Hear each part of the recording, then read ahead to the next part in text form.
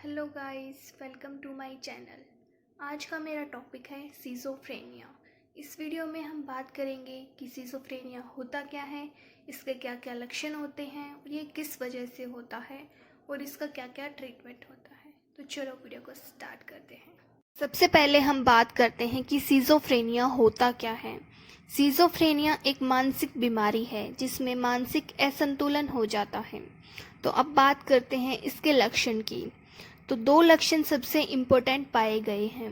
ये दो लक्षण होते हैं, पहला इसमें होता है डेल्यूजन और दूसरा होता है हेलुसिनेशन। तो अब बात करते हैं कि ये डेल्यूजन और हेलुसिनेशन क्या होते हैं। पहले बात करते हैं हम डेल्यूजन की। डेल्यूजन कुछ ऐसे व्यूज़ होते हैं या फिर विचार होते हैं जो मरीज के मन में रहते हैं। उन विचार पर उसको पूरा भरोसा होता है और वो विचार गलत होते हैं। मतलब एक विचार जो गलत है लेकिन मरीज को उस पर पूरा भरोसा है। आप चाहे उसको कितने तर्क वितर्क दे दीजिए, आर्ग्यूमेंट कर लीजिए, उसको समझा लीजिए, वो उस विचार से हटता नहीं है। तो किस तरह के होते हैं ये विचार? जो सबसे कॉमन डिल्यूजन पाई जाती है सिज़ोफ्रेनिया में, उसे बोलते हैं डिल्यूजन ऑफ परसिक्यूशन।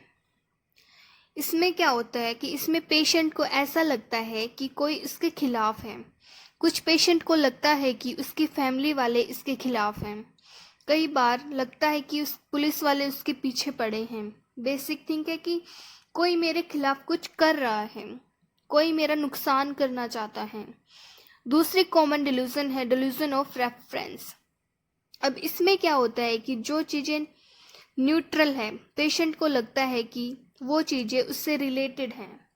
मतलब न्यूट्रल इवेंट्स को समझने लगता है कि मेरे साथ जुड़े हुए हैं। जैसे कि आपका पेशेंट बाहर जा रहा है और दो लोग बातें कर रहे हैं, तो पेशेंट को लगने लगेगा कि ये मेरे बारे में बात कर रहे हैं। मान लीजिए कोई दूर मुस्कुरा रहा है, तो पेशेंट को लगेगा कि ये मेरे ऊपर मुस्कुरा रहा है, मेरे ऊपर हंस रहा है। अब इसमें जो दूसरा सिम्टम होता है वो होता है हेलुसिनेशन। तो अब हम बात करते हैं, इसमें कुछ नेगेटिव सिम्टम्स भी होते हैं। कुछ ऐसे सिम्टम्स या ऐसी चीज़ें जो पेशेंट पहले तो नॉर्मल करता था, अब नहीं करता है। जैसे एक नेगेटिव सिम्टम होता है इवोल्यूशन। इवोल्यूशन मतलब किसी भी मीनिंगफुल काम को न करना। मतलब मान लीजिए आपका पेशेंट स्टूडेंट है जो पहले अच्छे से पढ़ाई करता था, अब पढ़ाई करना बंद कर दिया। मान लीजिए जॉब करता था पहले, अब जॉब करना उसने बंद कर दिया है। तो पेशेंट दिन भर कुछ नहीं करता, दिन भर वो बैठा रहता है, किसी भी टाइप के मीनिंगफुल काम को नहीं करता। एक और नेगेटिव सिम्टम जिसको हम बोलते हैं एनाडोनिया। मतलब पहले जिन चीज़ों में मज़ा आता था या उसको इंजॉयमेंट आता था, अब नहीं हो रहा है। पेशेंट के पहले जो भी शौक थे, क्रिकेट खेलना, गाने सुनना, कुछ भी, अब पेशेंट कुछ नहीं करता, उसे किसी भी चीज़ में मज़ा नहीं आता। अब इसमें एक और नेगेटिव सिम्टम होता है घर से बाहर निकलना बंद कर देना, लोगों से बातचीत करना बंद कर देना, बोलना कम कर देना। ये सब नेगेटिव सिम्टम्स होते हैं। यदि आपको ऐसा कोई भी व्यक्ति मिलता है जिसके अंदर डेल्यूजन, हेलुसिनेशन या नेगेटिव सिम्टम्स मिलते हैं, तो बहुत ज़रूरी है उसे जल्द से जल्द नियरेस्ट साइकेट्रिस्ट के पास लेकर जाएं और इलाज शुरू कराया जाए। ऐसा मैं इसलिए कह रही हूँ क्योंकि कई बार ये सिम्टम्स अजीब लगते हैं। जिनको जानकारी नहीं है वो समझ नहीं पाते कि ये कैसी बीमारी है, कि ऐसी बीमारी होती भी है या नहीं होती। तो वो पंडित वगैरह के चक्कर में पड़ जाते हैं और सब पूजा पाठ में काफ़ी टाइम वेस्ट हो जाता है और ठीक टाइम पर ट्रीटमेंट न होने की वजह से पेशेंट के सिम्टम्स बढ़ने लगते हैं। तो अब बात करते हैं कि ये बीमारी होती कैसे हैं, इसके किस वजह से ये बीमारी होती है। जैसे कि हम जानते हैं कि सिज़ोफ्रेनिया एक मानसिक बीमारी है, गंभीर बीमारी है, जो लगभग 1% लोगों में पाई जाती है। तो ऐसा पाया गया है कि सिज़ोफ्रेनिया डेवलप होने में जेनेटिक इन्फ्लुएंसेस और इन्वायरमेंटल इन्फ्लुएंसेस दोनों काम करते हैं। जेनेटिक इन्फ्लुएंस मतलब जो व्यक्ति के शरीर में जीन्स हैं, आनुवंशिक कारण जो हैं उनका काफ़ी मेजर कंट्रीब्यूशन रहता है सिज़ोफ्रेनिया के डेवलप होने में। अब ऐसा पाया गया है कि यदि किसी इंसान के दोनों पेरेंट्स में, माता या पिता दोनों में सिज़ोफ्रेनिया है, तो उसमें भी सिज़ोफ्रेनिया होने के लगभग 40% चांसेस होते हैं। और यदि किसी इंसान के एक पेरेंट मतलब माता या पिता इन दोनों में से किसी एक में सिज़ोफ्रेनिया है, तो सिज़ोफ्रेनिया होने के लगभग 12% चांसेस होते हैं। ये जो बच्चे होते हैं जिनको बाद में आकर सिज़ोफ्रेनिया डेवलप होता है, कई बार बचपन से ही इनके अंदर कुछ कुछ अजीब चीज़ें दिखने लगती हैं बीमारी डेवलप होने से कई साल पहले। जैसे कि ये बच्चे शांत से होते हैं, ज़्यादा बाकी लोगों से बात ये नहीं करते हैं, ये बहुत ज़्यादा इमोशनल नहीं होते, हंसकर नहीं दिखाते, बस ये अपने में ही रिजर्व्ड रहते हैं। और फिर बाद में जाकर लगभग 15-20 साल की उम्र में ये बीमारी डेवलप होती है।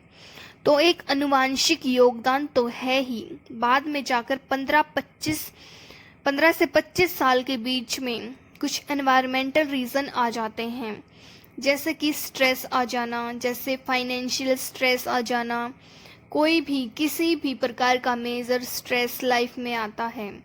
तो कुछ लोग जिनमें आनुवंशिक रीज़न पहले से ही प्रेजेंट हैं, उन लोगों में कुछ % लोगों में ये बीमारी डेवलप हो जाती है। तो आनुवंशिक कारण और जीवन का स्ट्रेसर कारण दोनों मिलकर बीमारी को डेवलप करते हैं। और पाया गया है कि जिन लोगों में सिज़ोफ्रेनिया बीमारी होती है, उनके दिमाग में कुछ केमिकल का इम्बैलेंस हो जाता है। स्पेशली 2 केमिकल के बारे में बात की जाती है, डोपामाइन और सीरोटोनिन। ऐसा पाया गया है कि ये दोनों केमिकल के लेवल बढ़ जाते हैं इस बीमारी के डेवलप होने में। तो इसको ट्रीट कैसे करते हैं, अब हम इस बारे में बात करते हैं। इसमें जो इफ़ेक्टिव ट्रीटमेंट है वो दवाइयाँ, जिनको बोलते हैं एंटीसाइकोटिक।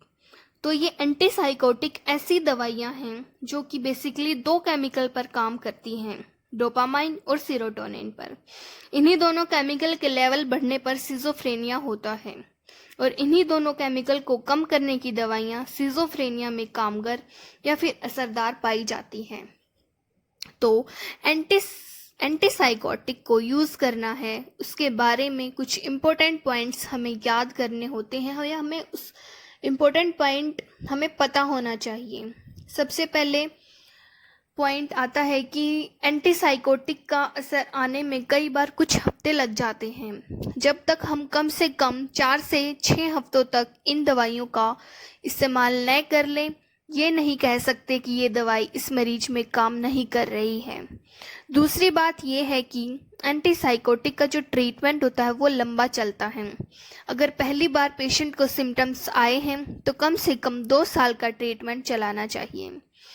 1 से 2 साल का अगर ट्रीटमेंट नहीं चलेगा तो इस बात के काफ़ी चांसेस रहते हैं कि पेशेंट के सिम्टम्स वापस आ जाएंगे दवाइयाँ बंद करते ही। अब इसमें तीसरी चीज़ आती है कि एंटीसाइकोटिक के साइड इफ़ेक्ट हैं। इनफैक्ट किसी भी दवाई के साइड इफ़ेक्ट हो सकते हैं। इसके जो कॉमनेस्ट साइड इफ़ेक्ट होते हैं वो सारे मैनेजेबल होते हैं। कुछ पेशेंट को हाथ में कंपन होती है, कुछ पेशेंट का थूक ज़्यादा आता है, स्पूटम ज़्यादा आता है, कुछ को नींद ज़्यादा आने लगती है।